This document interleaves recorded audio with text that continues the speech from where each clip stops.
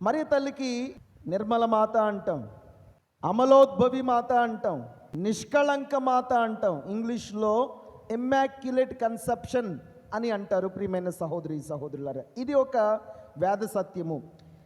నిష్కళంక, ఈ మాటలోనే అర్థం మనకి వస్తూ ఉంది. నిష్కళంకము, నిష్కళంకము, కళంకము లేనటువంటి నిష్కళంక మాత. మనందరికీ పాపం ఉంది, జన్మ పాపం ఉంది. మన తల్లిదండ్రులు, ఆది తల్లిదండ్రులు చేసినటువంటి పాపం మనకు కూడా సంక్రమిస్తూ ఉంది. కానీ మరియ తల్లికి మాత్రం పుట్టుకతోటి ఇది ఎటువంటి పరిస్థితుల్లో అంటలేదు. నిష్కళంక మాత. ఏ విధంగా అంటలేదో, ఏ విధంగా మరియ తల్లిని నిష్కళంక మాత అని అంటామో ఈరోజు నిరూపించుకోవడానికి ప్రయత్నం చేద్దాం. ప్రియమైన సహోదరి సహోదరులారా, పోర్చుగల్లోని ఫాతిమా నగరములో 3 పిల్లలకు తల్లి మరియ దర్శనం ఇచ్చింది. వారి పేర్లు మీకు తెలిసే ఉంటుంది అనుకుంటున్నారు, చాలాసార్లు వినుంటారు. ఎవరు? Francesca, Jacinta, Lucia. అయితే పోర్చుగల్ దేశంలో ఈ 3 పిల్లలకు మరియ తల్లి దర్శనమిచ్చింది. దర్శనమిచ్చినప్పుడు ఆమె చెప్పినటువంటి మాట, నేను జన్మ పాపము లేకుండా జన్మించిన రాణిని అని స్వయంగా ఆమె పేర్కొనుంది, ఆమె చెప్పింది. తర్వాత ప్రియమైన సహోదరి సహోదరులారా, లూర్దు నగరములో బెర్నదెత్త అనేటువంటి ఒక చిన్న పాపకి తల్లి మరియ దర్శనాలు ఇచ్చింది. చాలా దర్శనాలు, సుమారు 18 సార్లు తల్లి మరియ దర్శనం ఇచ్చింది. ఈమెకి, ఈ బెర్నదెత్తకి ఇవ్వబడినటువంటి 18 దర్శనాలలో ఒక 2 దర్శనాలు తీసుకుందాం. 15వ దర్శనము మరియు 16వ దర్శనము ఒకసారి చూడడానికి ప్రయత్నం చేద్దాం. ఈ 15వ దర్శనములో మరియ తల్లి ఈ బెర్నదెత్తమ్మకు కనిపించి ఈ విధంగా చెప్పిందంట, నువ్వు వెళ్ళి గురువులకు చెప్పు, ముఖ్యంగా విచారణ గురువులకు చెప్పు. ఏమని? ప్రదక్షిణలో నా దగ్గరకు వచ్చి నాకు ఇక్కడ ఒక దేవాలయాన్ని నిర్మించమని చెప్పు అని మరియ తల్లి బెర్నదెత్తకు 15వ దర్శనంలో చెప్పింది.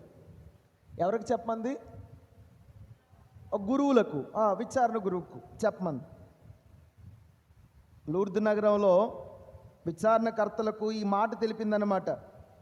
ఈ మాట చెప్పినప్పుడు విచారణ గురువులు నమ్మలేదు. ఎవరికైనా నమ్మశక్యం కాదు ఇది, తల్లి మరియ కనిపించడం ఏంటి, నమ్మలేదు. నమ్మకపోయేసరికి ఈమె పదే పదే ఆయన్ని పట్టి పీడించేసింది, చెబుతూనే ఉంది ఈ దర్శనం కోసం. ఆయన సరే, విచారణ గురువు ఈ విధంగా అన్నాడు, సరేనమ్మ నువ్వు వెళ్ళి ఆమె పేరేంటో కనుక్కొనిరా, అప్పుడు నేను నమ్ముతాను అన్నారట ఈ విచారణ గురువు. అప్పుడు 16వ దర్శనంలో మరలా తల్లి మరియ బెర్నదెత్తకు కనిపించి చెప్పారట. ఏమని? ఈ విధంగా అడిగిందంట, అమ్మా మా విచారణ గురువు నీ పేరు అడుగుతున్నారు, నిన్ను నిరూపించాలంటే నీ పేరు చెప్పవా నాకు అని అడిగిందంట. అప్పుడు తల్లి మరియ చెప్పినటువంటి మాట 16వ దర్శనములో, నేను జన్మ పాపము లేక జన్మించిన రాణిని, నిష్కళంక మాతను అని సమాధానం చెప్పిందంట. ప్రైజ్ ద లార్డ్, హల్లెలూయా. ఈరోజు మనం దీనినే నిరూపించుకుంటున్నాం. ఏంటి? తల్లి మరియ జన్మ పాపము లేని నిష్కళంకిని. మనకంటే పాపము ఉంటుంది, జన్మంతో పాపము సంక్రమించింది మనకి. తల్లి మరియకు ఏ పాపము, ఏ మచ్చ మరక లేనటువంటి తల్లి, నిర్మలంగా ఉన్నటువంటి తల్లి. ఆమె చెప్పినటువంటి మాట, నా పేరు జన్మ పాపము లేకుండా జన్మించిన రాణిని, నిష్కళంక మాతను అని వెళ్ళి చెప్పు అని చెప్పిందంట. ప్రియమైన సహోదరి సహోదరులారా, అవును, తల్లి మరియ జన్మ పాప రహితోద్భవి, ఏ పాపము ఏ మచ్చ మరక లేనటువంటిది. ఈ రోజుల్లో మనం చాలామందిని పునీతులను చూస్తున్నాం. చాలామంది పునీతులయ్యారు, మనకు తెలుసు. వాళ్ళని మనం గౌరవిస్తాం, వాళ్ళని మనం ప్రార్థనా సహాయం అడుగుతాం. పునీతుల కంటే గొప్పవారు తల్లి మరియ కాదా? అవునా? పునీతుల కంటే గొప్పవారా కాదా మరియ తల్లి? గొప్పవారు. రెండవదిగా, తల్లి మరియ దేవదూతల కంటే గొప్పవారా కాదా? గొప్పవారు. తల్లి మరియ దేవదూతల కంటే గొప్పవారు. ప్రియమైన సహోదరి సహోదరులారా, అటువంటి తల్లిని ఈరోజు దుర్భాషలాడుతున్నాం. అటువంటి తల్లి మీద లేనిపోని మాటలు విసిరేస్తూ ఉన్నారు అనేక మంది. మహాఘోర పాపం, తప్పు. తల్లి మరియే స్వయంగా చెప్పింది, ఇదిగో నేను నిష్కళంకిని, నేను జన్మ పాపరహితోద్భవిని. యేసు ప్రభువే కనుక తల్లి మరియ నుండి రాకపోతే ఆ తల్లిని మనం ఇంకెలాగా దూషించి ఉండేవాళ్ళం. కోర్స్ తల్లి మరియకు విలువ ఉండేదే కాదనుకో, తల్లి మరియ ఎవరో తెలిసేదే కాదనుకోండి, యేసు ప్రభు కనుక ఈమె ద్వారా రాకపోతే. కానీ ప్రియమైన సహోదరి సహోదరులారు గమనించండి, తల్లి మరియ ఈ లోకంలో ఉన్నటువంటి ప్రతి మానవుని కంటే గొప్పవారు. ఆమె యొక్క స్థానము, అగ్రస్థానము, మొట్టమొదటి స్థానం చూడండి. తల్లి మరియకు ఉన్నటువంటి స్థానం దేవుడు, కుమారుడు, తర్వాత తల్లి మరియ. దేవుడు ఇంత గొప్ప స్థానాన్ని ఇచ్చాడు. దేవుడు, యావే దేవుడు, తండ్రి దేవుడు, కుమారుడు, తర్వాత మరియ తల్లి, తర్వాత దేవదూతలు, పునీతులు, విశ్వాసులు. అంటే తల్లి మరియ యొక్క గ్రేడ్ చూడండి, తల్లి మరియ యొక్క స్థానాన్ని చూడండి, దేవుడు ఎంతగా లేపాడో. ఆ తల్లికి మనం ఇవ్వాల్సినటువంటి గౌరవ మర్యాదలు ఖచ్చితంగా ఇచ్చి తీరాలి. మనం దీవెనను పొందుకుంటాం. ఒకవేళ ఆ క్రీస్తు ప్రభువే కనుక వాడేసుకొని ఉపయోగించేసుకొని విడిచిపెట్టి ఉంటే ఈరోజు మనం ఆమెని గౌరవించే వాళ్ళం కాదు. తల్లి మరియను సిలువ మీద వేలాడుతున్నటువంటి ఆ ప్రభువు కూడా గౌరవించాడు. సిలువ మీద వేలాడుతూనే అంత గౌరవాన్ని ఇచ్చాడంటే, అంత బాధల్లో, అన్ని కష్టాల్లో ఆయన ఇదిగో నీ తల్లి అని అప్పచెప్పాడంటే తల్లి మీద ఎంత గౌరవం ఉందో చూడండి. తనకి తల్లంటే ఆయనకి ఎనలేనటువంటి ప్రేమ. దీనినే మనం కనబరచాలి. ఈ రోజుల్లో తల్లి మరియ మీద ఎన్నో దుర్భాషలాడుతూ ఉన్నారు. తల్లి మరియను ప్రక్కన పెడుతున్నారు. ఇది మహాఘోర పాపం. ప్రియమైన సహోదరి సహోదరులారా, ఈ సత్యము ఏంటి? సత్యము నిష్కళంక మాత, అమలోద్భవి మాత అనేటువంటి ఈ వేద సత్యాన్ని ప్రియమైన సహోదరి సహోదరులారా, 9వ పయాస్ పాపు గారు 1854 సంవత్సరం డిసెంబర్ 8వ తేదీన మరియ నిష్కళంక మాత అని ప్రకటించి ఉన్నారు. అయితే అధికారపూర్వకంగా ప్రకటిస్తూ ఈ విధంగా చెప్పారట 9వ పయాస్ భక్తినాథ పాపు గారు. అద్వితీయ దైవానుగ్రహము వలన, ప్రత్యేక దేవుని వరం వలన, యేసుక్రీస్తు సాధించు ఫలములు వలన, జన్మ పాప మాలిన్యముల నుండి మరియ భద్రపరచబడింది అని ప్రకటించారు 9వ పయాస్ భక్తినాథ పోపు గారు. ప్రియమైన సహోదరి సహోదరులారా, అందుచేత తల్లి మరియను మనం గౌరవించాలి. తల్లి మరియను మనం పూజించడం లేదు, మీ అందరికీ తెలిసినటువంటిదే. మనం గౌరవిస్తున్నాం. ఒక మానవ మాతృడికే మనం ఇంత గౌరవిస్తాం కదా. ఒక సీఎం గారు వస్తే ఎంత గౌరవం, ఎంత వందనాలు చేసేస్తాం, మనం కాళ్ళ మీద పడిపోతాం ఒక మానవ మాతృడికి, అవునా కాదా? తల్లి మరియ దేవుణ్ణి కన్నటువంటి తల్లికి మరి ఇంకెంత గౌరవాన్ని ఇవ్వాలి ప్రియమైన సహోదరి సహోదరులారా. ఆమెని ఇంకెంతగా మనం కొలవాలి. అందుచేత గుర్తించుదాం, తల్లి మరియ యొక్క ఆ నిష్కళంకాన్ని, జన్మ పాపం లేనటువంటి తల్లిని మనం గౌరవించుదాం, గుర్తించుదాం. ప్రియమైన సహోదరి సహోదరులారా, ఈరోజు కొన్ని సత్యాలను తెలుసుకుందాం, కొన్ని రుజువులు తెలుసుకుందాం. ఏ విధంగా తల్లి మరియ జన్మ పాపము లేకుండా ఈ లోకానికి వచ్చింది. మొట్టమొదటిది ప్రియమైన సహోదరి సహోదరులారా, తల్లి మరియ ఏ విధంగా నిష్కళంక ఉద్భవి, అమలోద్భవి, నిష్కళంక మాతగా, ఏ పాపము ఏ మచ్చ మరక లేనటువంటిదిగా ఉంది అంటే, తల్లి మరియ యొక్క జననం, ఆమె యొక్క పుట్టుక మనకొక ఆధారం. మేలిమి బంగారం రేకు అతికించవలయును, దాని అంచులందు బంగారుపు రేకు కట్టులుండవలెను. ఆ పెట్టికై 4 బంగారు కడియములను పోత పోయవలెను. ఒక ప్రక్క 2 మరి ఒక ప్రక్క 2 ఉండినట్లుగా ఆ కడియములను పెట్టే 4 కాళ్లకు అమర్పవలెను. తుమ్మకర్రతోనే మోతకర్రలను కూడా చేసి వారికి బంగారు రేకులను తొడగవలెను. Praise the Lord. హల్లెలూయా. అంటే దీన్ని బట్టి మనకి ఏం అర్థం అవ్వాలి? ఆలకించండి. ఇది ఇంతే పొడవు ఉండాలి. దీనికన్నా 2.5 పొడవు, 2.5 మూరలు పొడవు ఉండాలి అంతే. దానికన్నా ఎక్కువ ఉండకూడదు, తక్కువ ఉండకూడదు. దేవునికి పర్ఫెక్షన్ కావాలి. తర్వాత దాన్ని దేంతో తయారు చేయాలి? టేక, తుమ్మకర్ర. తర్వాత లోపల బయట బంగారం పూత పోయాలి ఖచ్చితంగా. మందసాన్ని ఇంత జాగ్రత్తతో తయారు చేసుకున్నాడు కదా. దేనికి మందసం తయారు చేసుకున్నాడు? మందసంలో ఏముంటుంది? ఆయనే ఉంటాడు. ఎవరుంటారు? దేవుడు ఉంటాడు. మన్నా, మోషే చేతికర్ర, తర్వాత 10 ఆజ్ఞల పలకలు.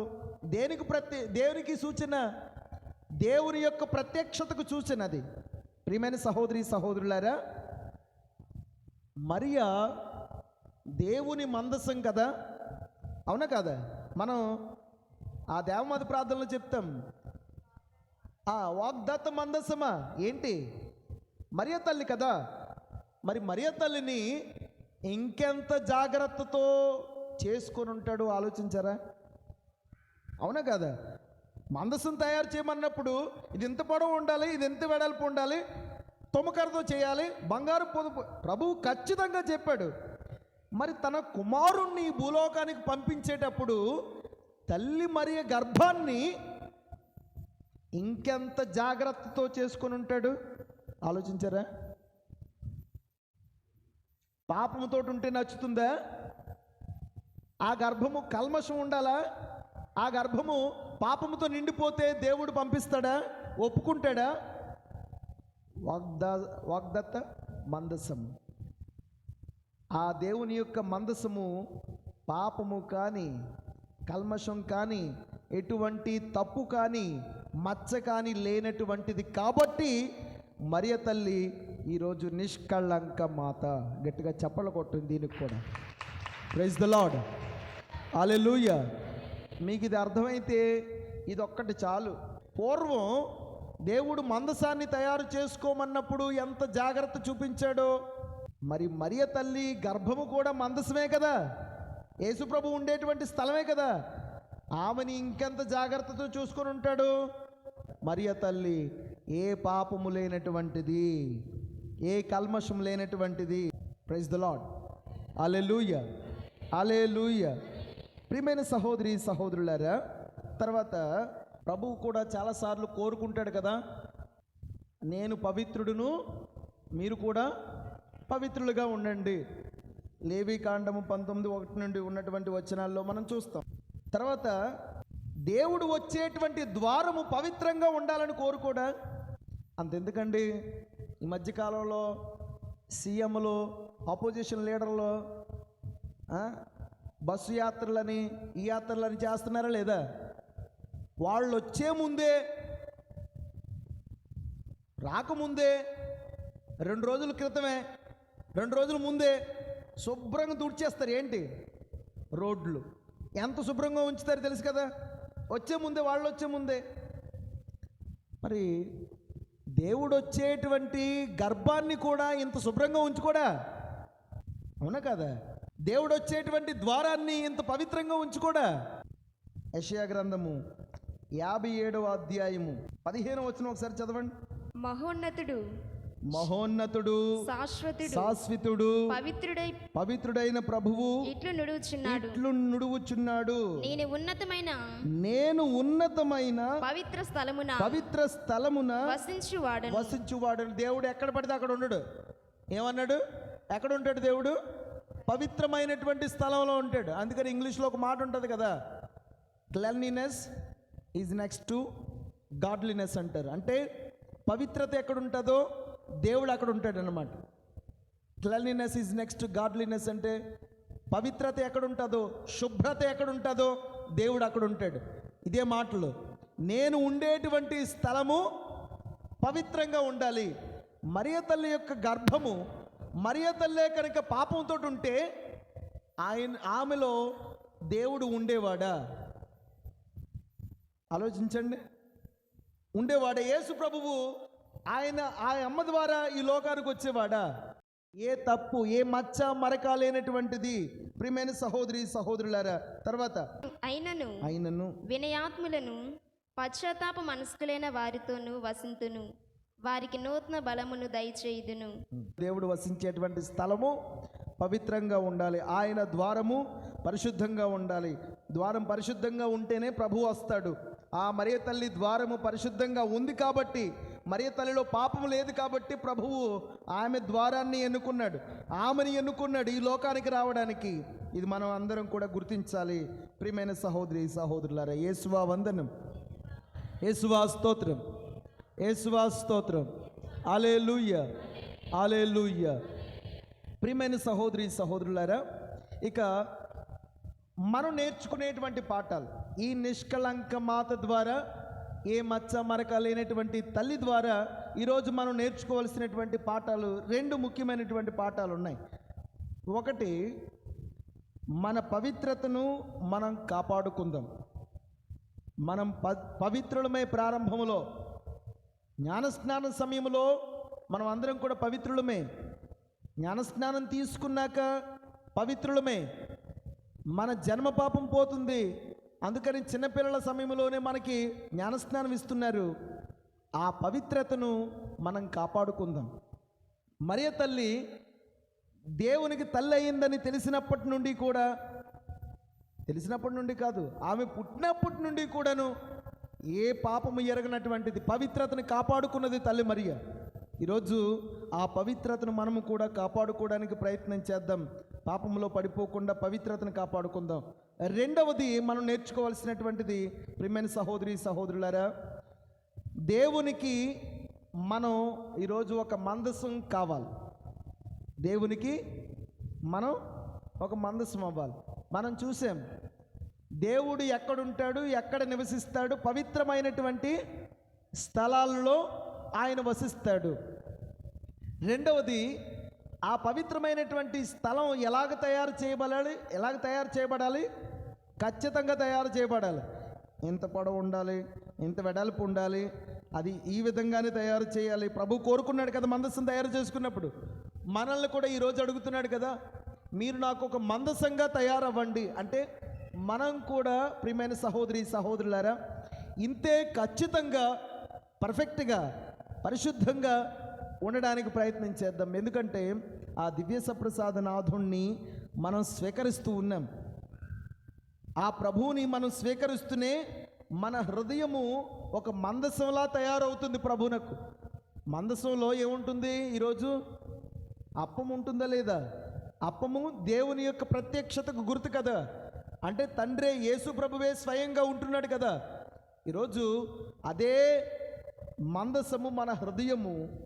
ఆయన కూడా మనము దివ్య సప్రసాదం స్వీకరించినప్పుడు మనలోనికి వస్తున్నాడు కదా. ఆ పరిశుద్ధతను, పవిత్రతను మనం కాపాడుకుందాం. మనం కూడా దేవునికి ఒక మందసంగా మారుదాం. ఖచ్చితంగా దేవుని యొక్క దీవెనలు పొందుకుంటాం. ఈ నిష్కళంక మాత గురించి మీకు అర్థమైందా? ఈ ఆధారాలన్నీ కూడా మీ మదిలో పెట్టుకోండి. ఈ రుజువు, ప్రూఫ్స్ ఇవన్నీ కూడా తల్లి మరియ ఏ పాపము, ఏ మచ్చ మరక లేనటువంటిది. అందుకనే మనము ఆమెని ఇప్పటికీ కూడా గౌరవిస్తున్నాం.